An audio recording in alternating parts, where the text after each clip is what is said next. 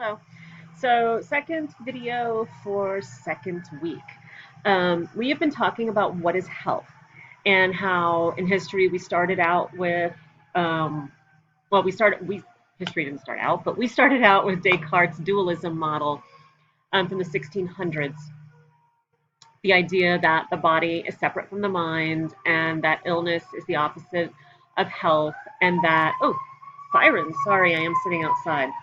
Um, and then how we are now in a movement towards something different in that in 1977 we had a different model introduced that was much more about integration and so we've been talking a lot about Antonovsky's salutogenic model and that it has to do with the big question of what is health and how do we move towards health in our lives rather than how what is disease and what is illness and how do we fix that.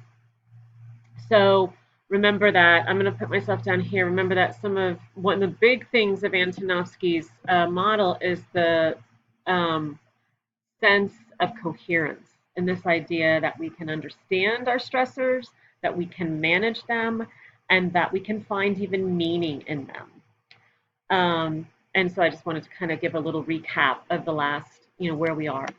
I gave you this quote of his, and then just some information. Hide myself here.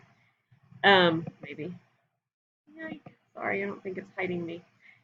Um, Oh, and by the way, just an aside, the reason I stop is because I think I can only publish up to 15 minutes on YouTube from my screencast thing, but I don't know for sure, so I don't want to end up doing it all and then it not published. Anyway, I'm sorry if I seem to end things kind of quickly.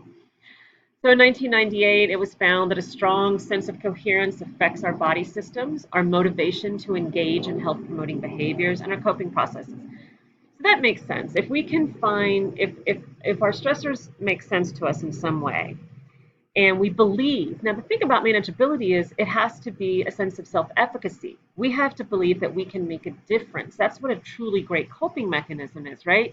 It's not just that it, is kind of shown to help people cope. It's that we believe that we have the capacity to put coping mechanisms in place and make a difference to our state of health and well-being.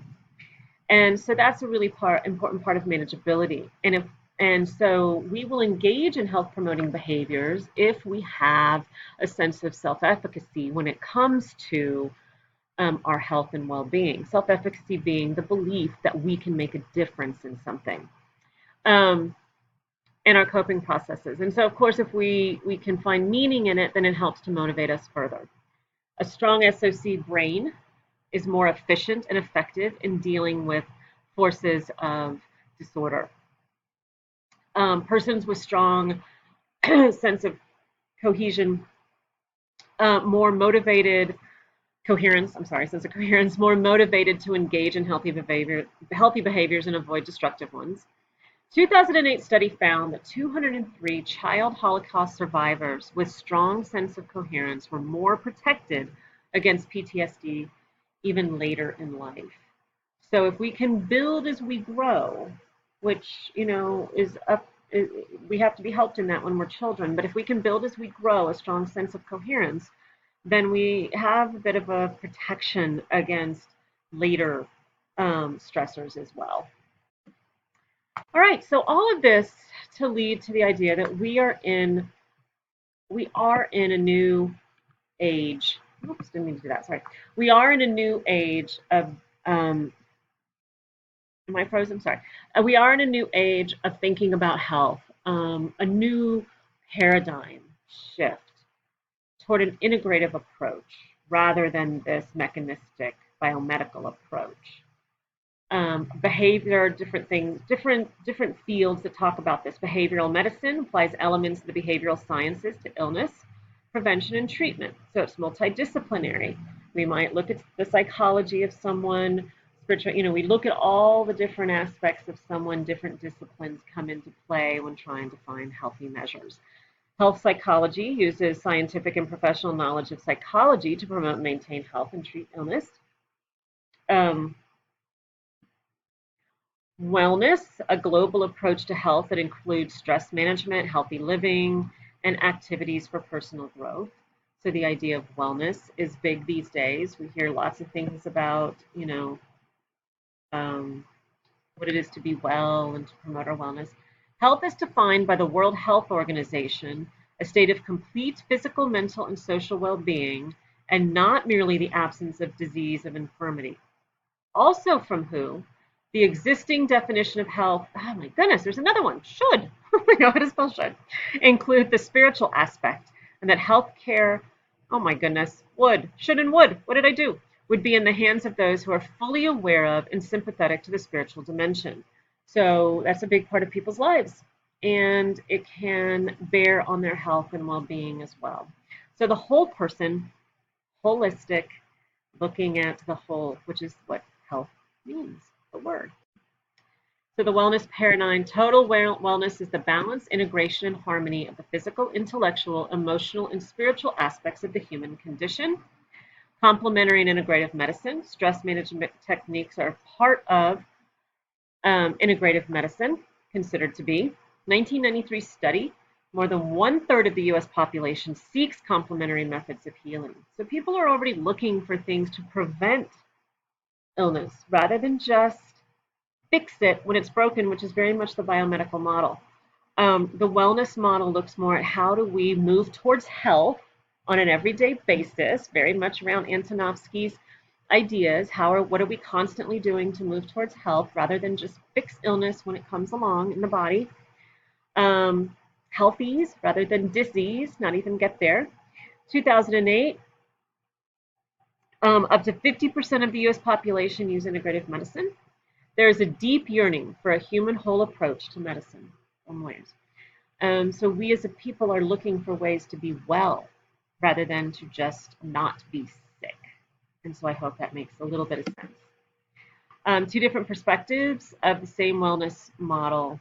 There's just model A is kind of, you see it in a circle where all components are present, but they each hold specific dominance as we grow and change that we can have. We might be, when we're in college, when we're at that stage of life, we might really be looking on our mental well-being, and then our emotional well-being at another time. So it still sort of separates them, but does understand that they're part of the whole.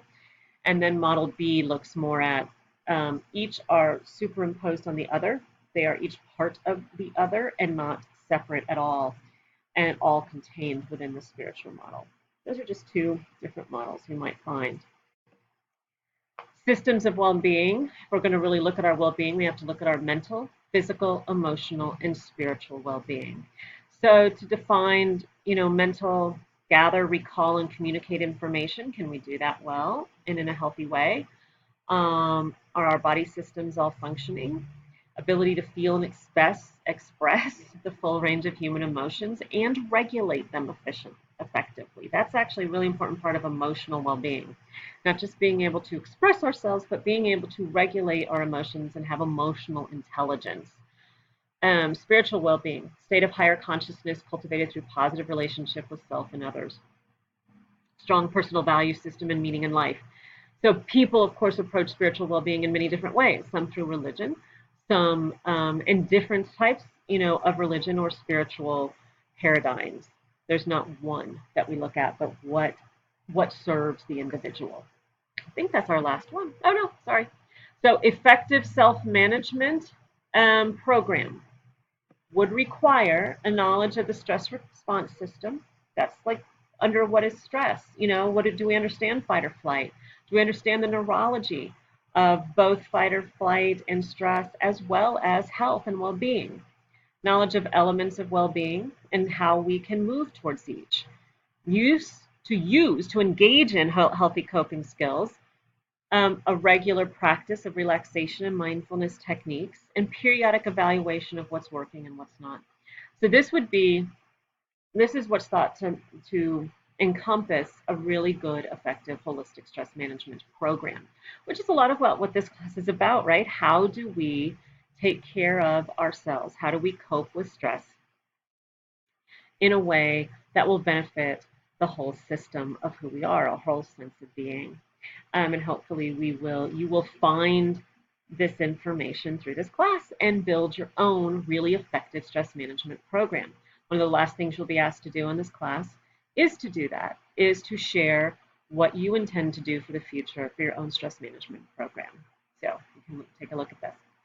All right, so I do think that is the last one. I'll come back up here. So we have looked at what is stress and what is health. And next week, we're going to jump into positive psychology and kind of take a little trip into that. It'll be fun. One of my favorite ideas, things to talk about. So take good care, be well, and I'll see you next time.